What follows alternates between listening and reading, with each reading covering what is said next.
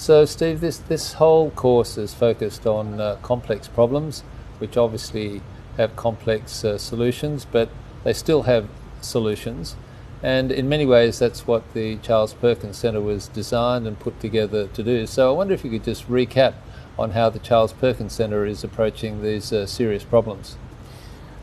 Absolutely. So these are very complicated problems, and admitting that is perhaps the very first step that we've had to take.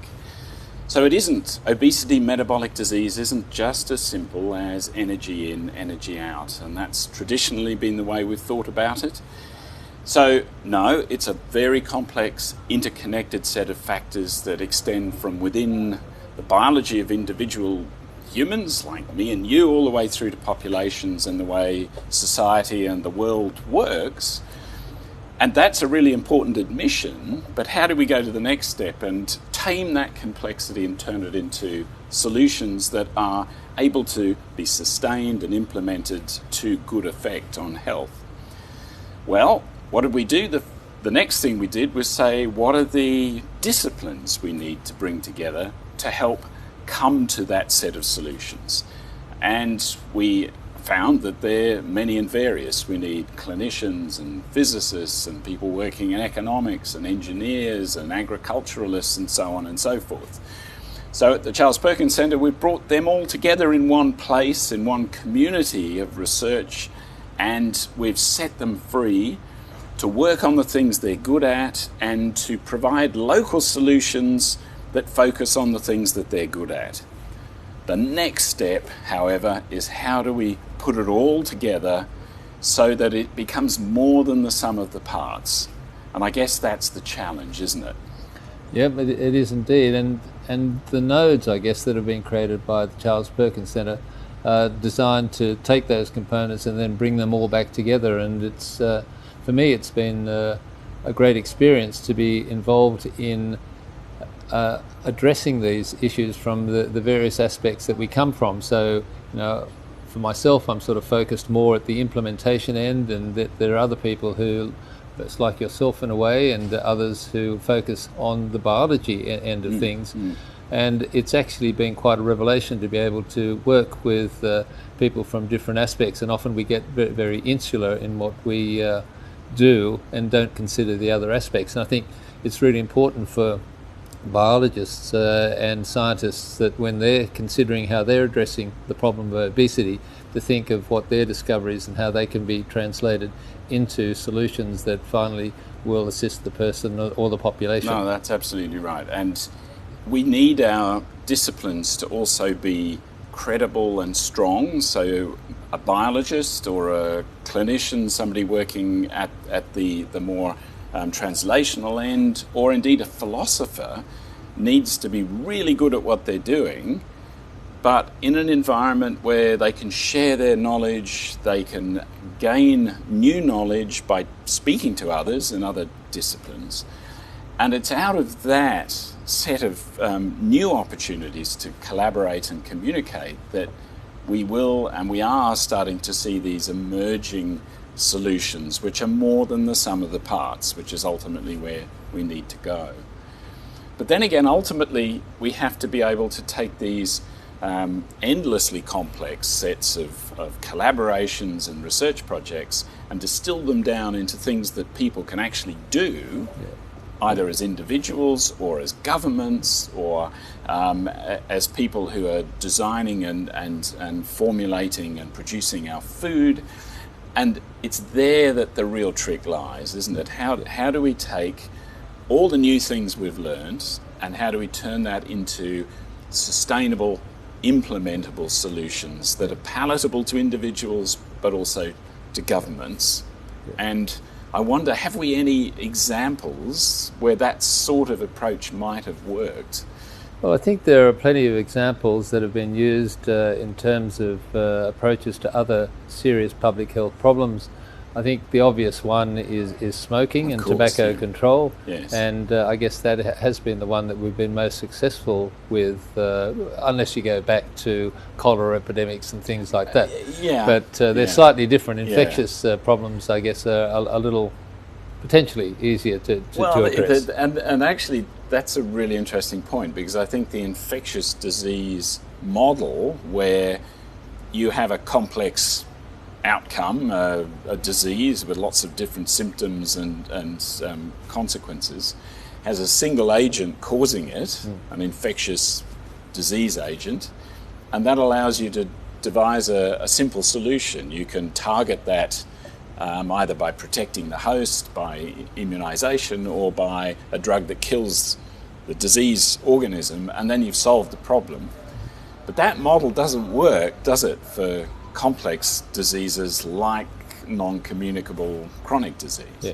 No, I think that's true. And as we've discussed during this program, that there are multiple risk factors, and each of those risk factors do contribute to the overall problem, and each of them have a slightly different way of being addressed. But just going back to smoking, I mean, we actually have seen, and some of the strategies that have been used for smoking are actually applicable to chronic diseases and obesity. And although people try and distinguish smoking versus obesity in terms of smoking being universally harmful, which is not the case for food or physical activity, etc. Yes. But nevertheless, there are some analogies which I think could be successfully transferred, and there are many other public health problems that have been addressed where it's not quite so black and white. I mean, alcohol, for example, alcohol in small quantities may actually be beneficial, but clearly in large quantities is harmful. It's always harmful for children, and so we need to do things to protect children. And similarly, you could actually argue the same for some unhealthy foods that are potentially harmful for children. And so we should address this in different ways for the different populations that we're trying to help.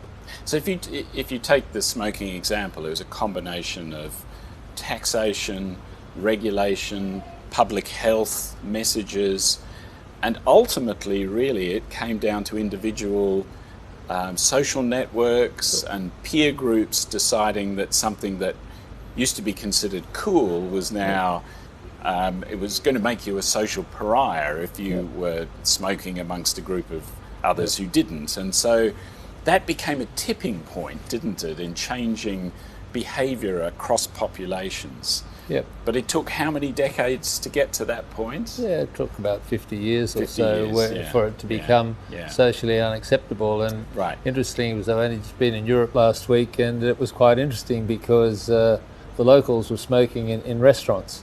And it was interesting just to see the reaction of the foreigners in that situation of not actually understanding how this could possibly be allowed in a society like ours, where we just find it unacceptable. Socially unacceptable, and that's a really significant shift that can drive change not only at individual level, but right the way through populations, through communities and friendship groups and so forth. So are there any examples of let's call it the tobacco effect when it comes to food and nutrition at the moment?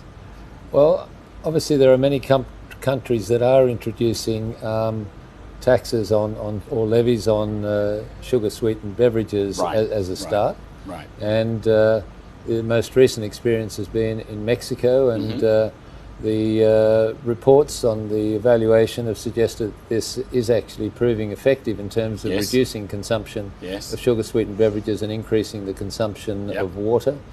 I mean, other taxes have not been as successful, and I think we need to acknowledge that. The fat tax that was introduced in Denmark was probably not thought out totally clearly before it was implemented, and there were issues with cross-border purchases, etc., which were damaging the local industry, and so it's understandable. But that doesn't mean to say that some form of regulation and taxation isn't necessary. Part of the armoury. But it also raises, I think, two really important points. One is that we need to have evidence as to whether something works. In that case, a sugar tax and its implementation in Mexico. Because that evidence is critical to shaping future actions when it comes to solutions. And I think the other thing that the Danish example shows, which is an inevitable part of any complex system, and that is you can get unintended consequences. And we need to be all the time aware of that and ready to measure things that you mightn't expect to have to measure.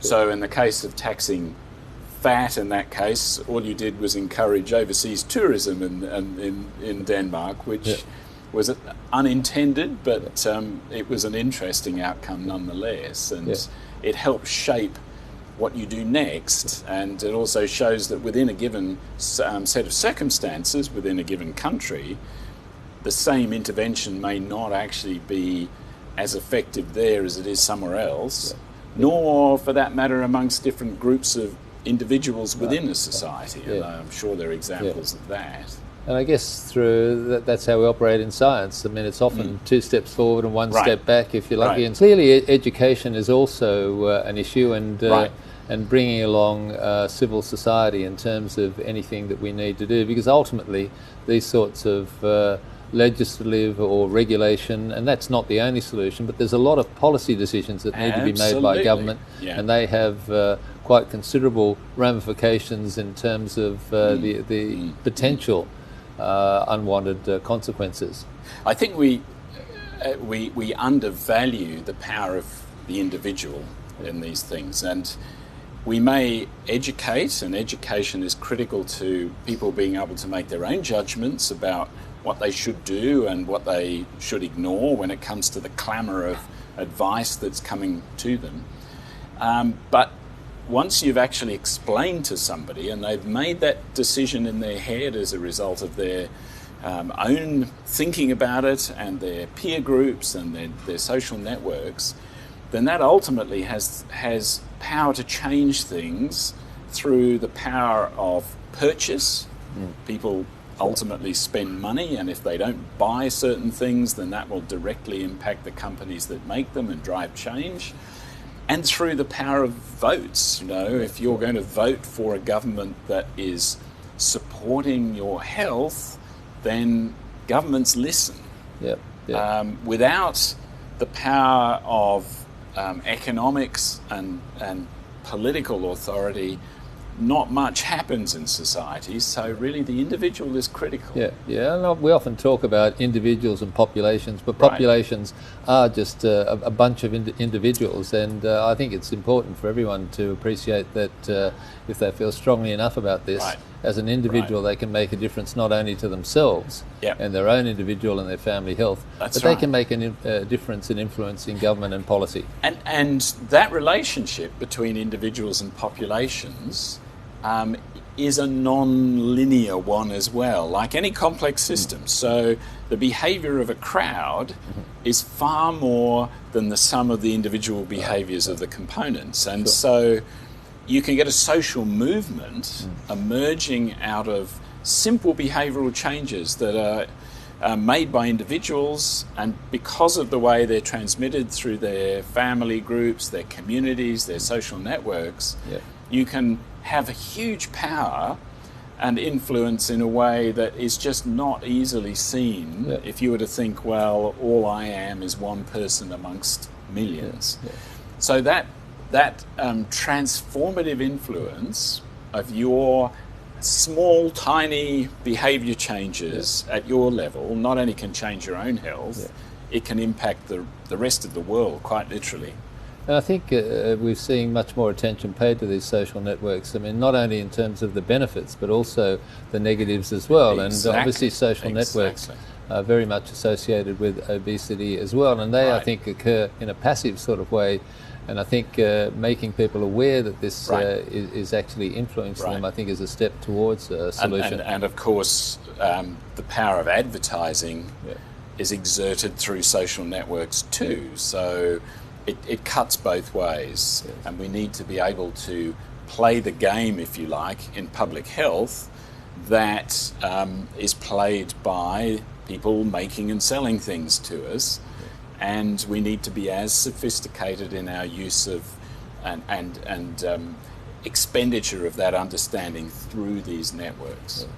Do you think we're making any progress in terms of making or raising awareness about the critical life stages that influence what becomes of us later on, especially around early childhood and those first 1,000 days? The case is becoming stronger and stronger, isn't it? That if you effect a change, an improvement in lifestyle, let's say, or an improvement in health very, very early in life, you will gain the benefit throughout the whole of the life course, and that benefit will get bigger and bigger and bigger as you go through your life.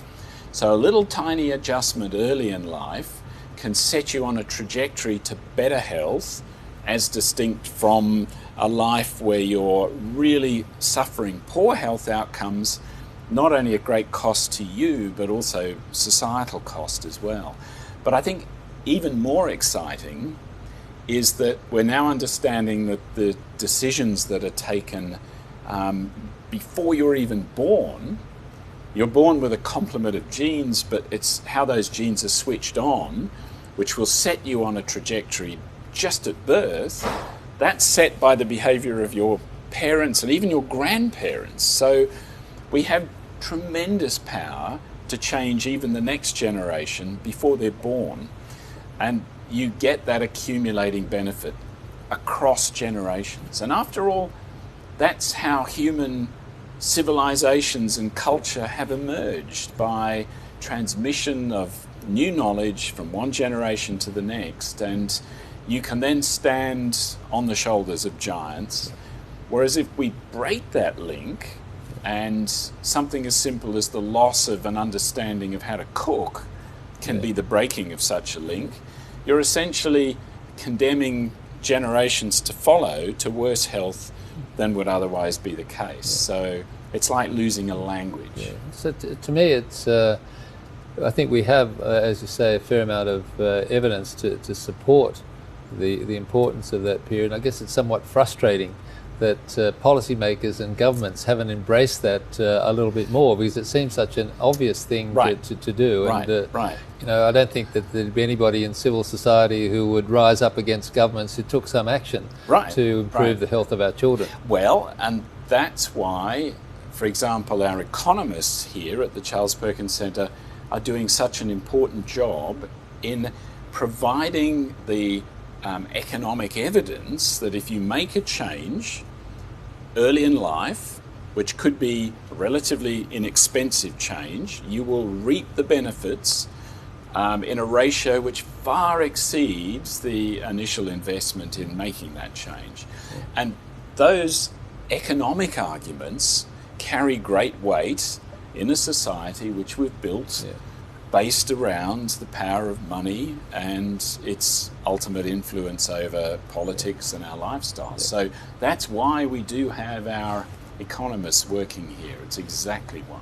Yeah. I guess it's just another illustration of how all these groups working together can make a difference. And I guess the other area in which this is particularly important is Indigenous populations. Yes. And I think also the Charles Perkins Centre has embraced Indigenous health and the special place that it has in our society, and the fact that it does need, in some ways, more urgent attention than the general population. And it's why, of course, that our namesake is Charles Perkins himself, a famous Australian Indigenous man, an Aboriginal man who suffered ultimately poor health, but made great changes to the way society thinks of the complex issue of Aboriginal social affairs in this country. So yes, that's a critical part of what we're doing.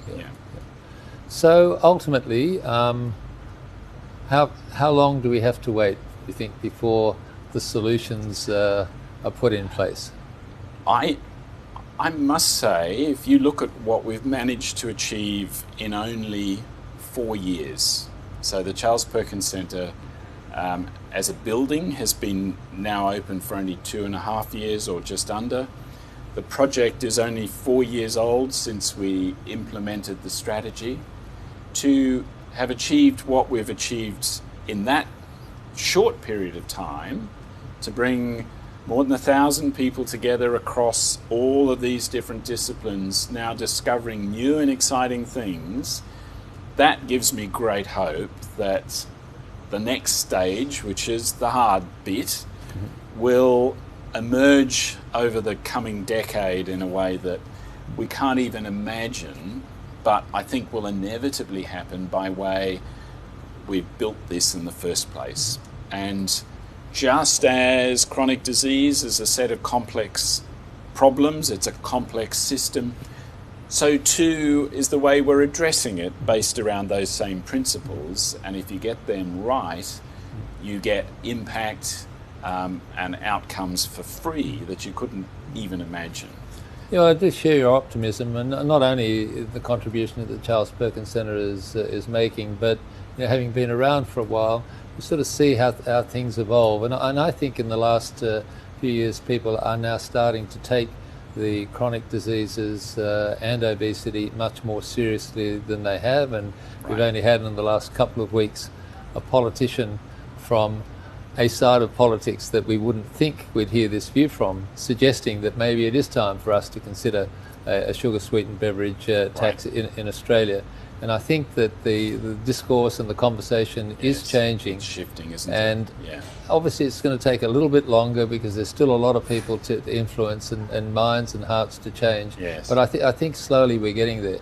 And we're hearing in the mouths of politicians, and particularly people who you would expect to have the view that we should eat less and move more, it's somehow ultimately our own responsibility. Now an acceptance that really isn't a suitable answer, that's by no means a solution, and it really isn't an ethical answer either. And just that shift in mindset amongst the least likely to make that shift is, I agree, absolutely encouraging. And the shift in the mindset is really part of the solution. That's it. That's the flick that then pervades an entire system exponentially quickly. So it becomes more than the sum of the parts. Yeah, I agree. And so that switch in attitude is in itself an essential part of the solution. That's exactly right. So that flip in mindset will become the spark that will be transmitted throughout the social networks and ultimately change the way society thinks about these problems. And that is exactly what we're talking about. That's a complex system having shifted phase, and it's making that phase shift that will mean that we've ultimately succeeded. So I don't know about you, I think we're now sitting ready for that to happen, and I really can't wait for the next decade because there's going to be amazing things happening. And I agree. I think that this is time for incredible optimism, and I think we will see some action in the very short future.